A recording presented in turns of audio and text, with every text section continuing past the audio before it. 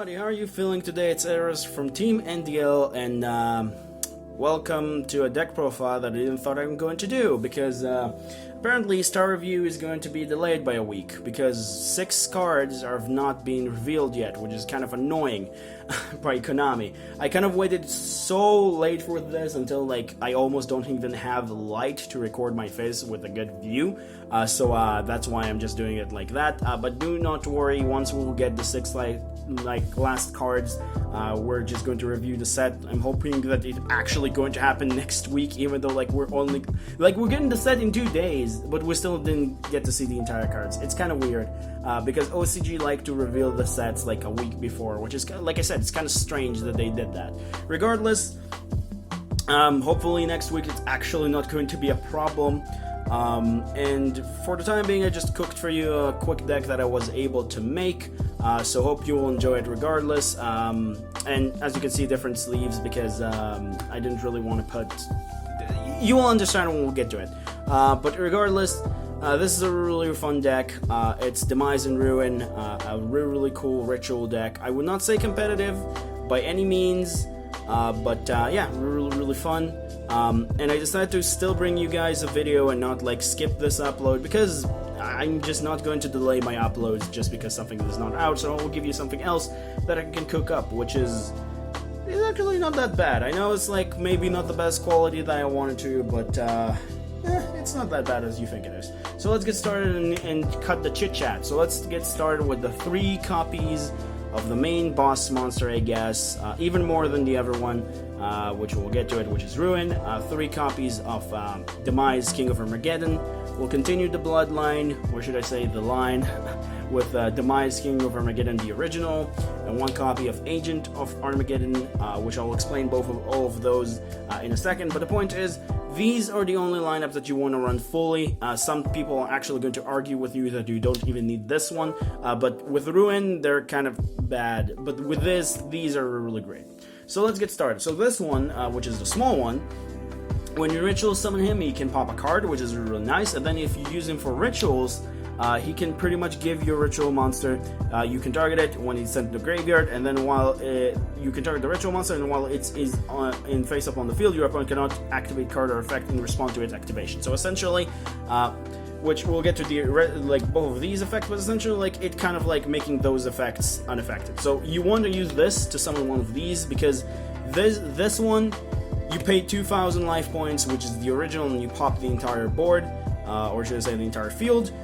With this one, you do the same thing, but you also deal to your opponent damage equal to the cards you send to them to the graveyard. It's also have another effect, which is protecting your monster from destruction by battle. As well, if you use only ritual monsters for its ritual summon, you get to pretty much not pay the 2,000 life points, which that effect kind of doesn't really matter, but you know, it's really cool. I actually think the dealing damage is part of the secondary ritual effect. Regardless, it doesn't really matter. The point is, it just does the same thing, just better. It's pretty much what that is. But you do still need the original because of the namesake, which is really important. So keep that in mind. You still need, you at least need 2 copies of this. Some people even going to say you run 3, but I do think 2 copies are more than enough.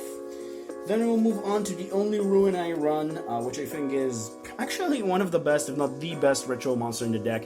Even though Demise, Big Boy Demise is actually really good, but Ruin herself is actually really nice if you ritual summon her with another with full ritual monsters, because she's essentially your OTK tool, because what she does, she can attack twice, and if she sends a monster to the graveyard, she can pretty much inflict damage to your opponent equal to its attack, and she protects your monsters from ritual monster from destruction by card effects, which is really cool.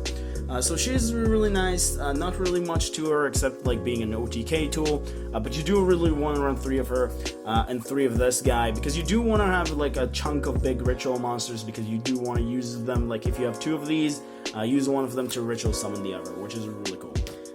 So that's pretty much does it for the, the rituals themselves.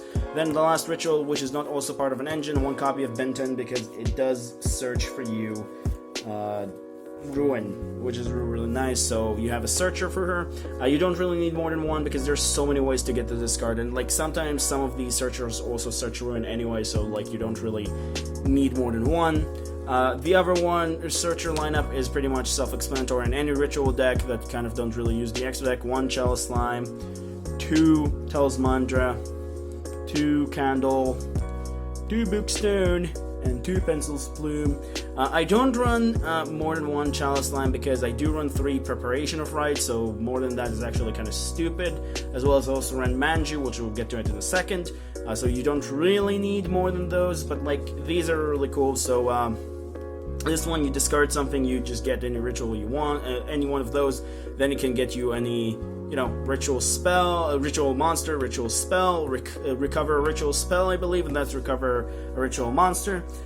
So these are like the ones that you kind of use less, but you still need them, and these are the ones that you essentially want to use the most, because you are a deck that kind of supposed to OTK your opponent, so do keep that in mind. Then, for the last main deck monster, you're running 3 copies of Manju of 10,000 Ends. It's pretty self-explanatory, you don't really have normal summons, so why not?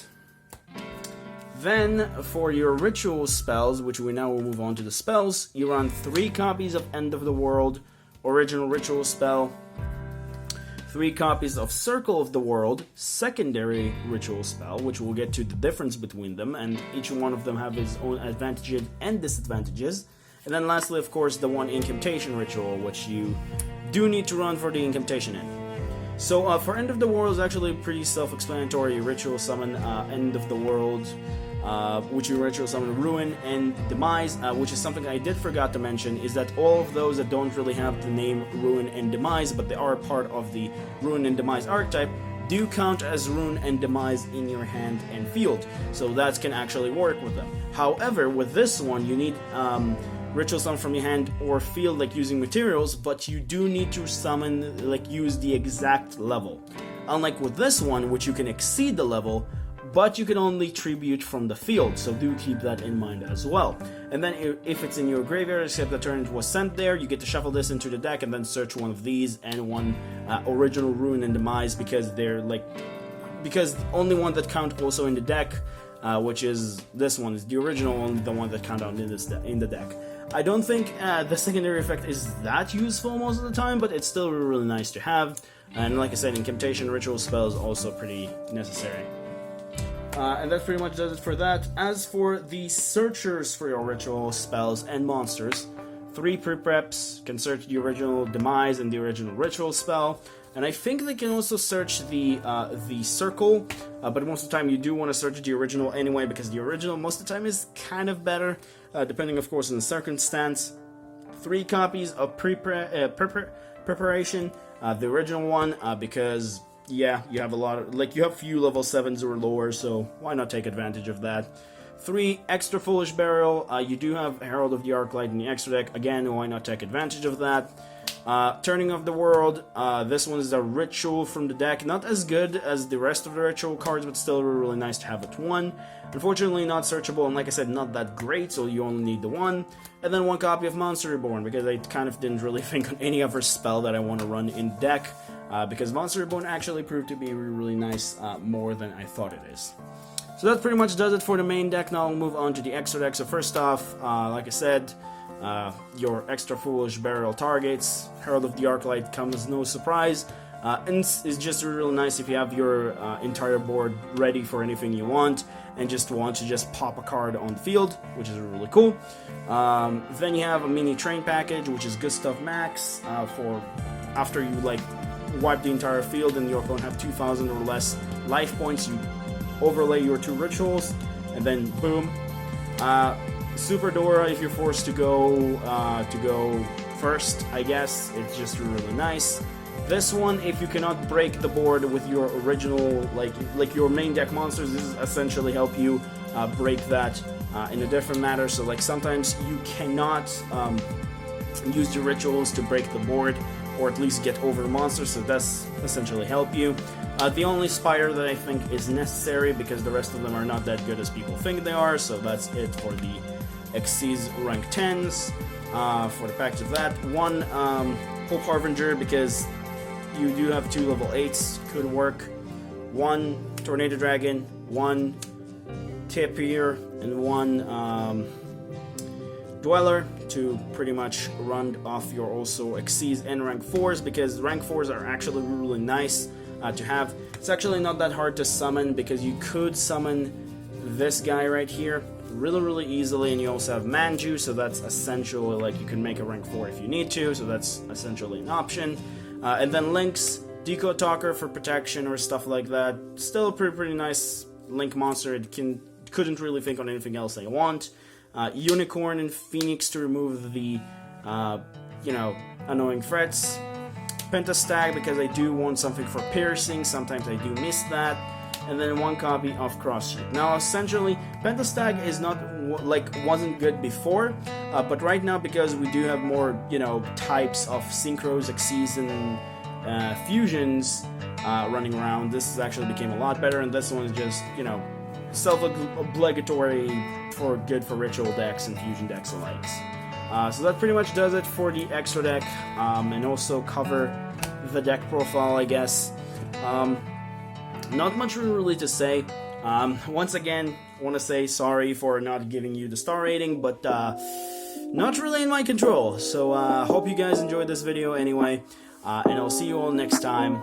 Next week, I'm hoping the entire cards are going to be revealed, but who knows with this weird and strange time we're in. So still hope you enjoyed, and I'll catch you all later. Bye-bye.